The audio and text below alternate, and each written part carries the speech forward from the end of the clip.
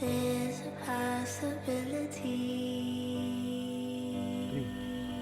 According to these results, when considered at the scale of the planet, it is feared that 40,000 tropical tree species may be exposed to a risk of extinction, and the proportion of endangered plants on the planet has increased to 1/5.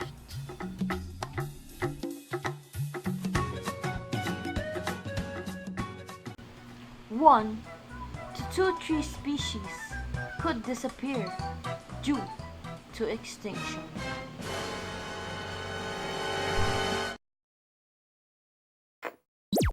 This has just been revealed by a vast international study published in the Science Advanced Journal involving nearly 160 scientists, including IRG researchers, assembled under the banner of the Amazon Tree Diversity Network. According to the criteria of the International Union for Conservation of Nature, which is the most commonly used to determine the conservation status of any species, the research team believes that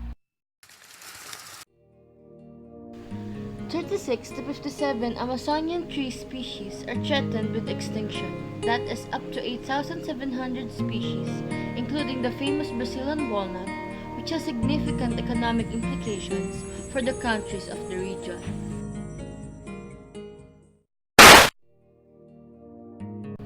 To date, only a minute part of this species features on the NGO's red list. Some may even disappear before they can be observed and described. Should this result be confirmed, the amount of endangered plants on the planet would increase to 22%.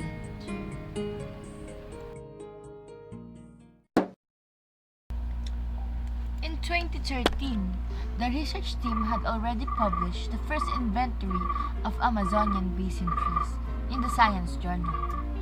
Through statistical calculation, the total number of species had then been estimated at 15,000, compared to the 12,000 identified to date on the planet.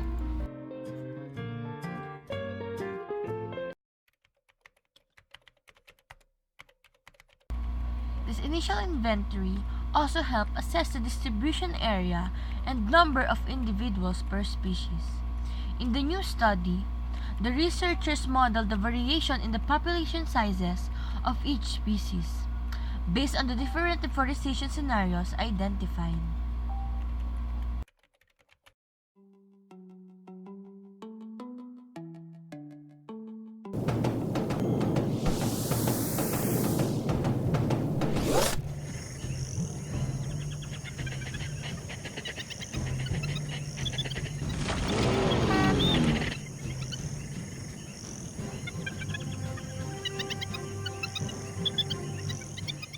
With the construction of mines and dams, forest fires and drought increased by climate change, the Amazon forest is facing a wave of threats. Specialists believe that nearly 20% of the forest has disappeared since the 1970s. By 2050, based on the predicted deforestation scenarios, it should shrink by up to another 30%.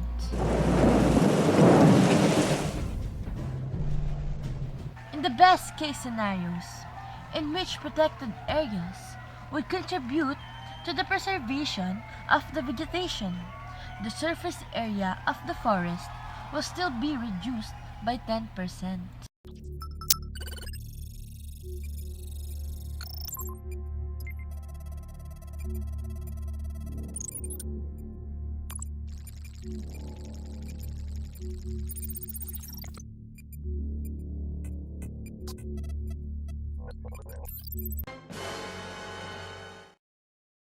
Using Powtoon.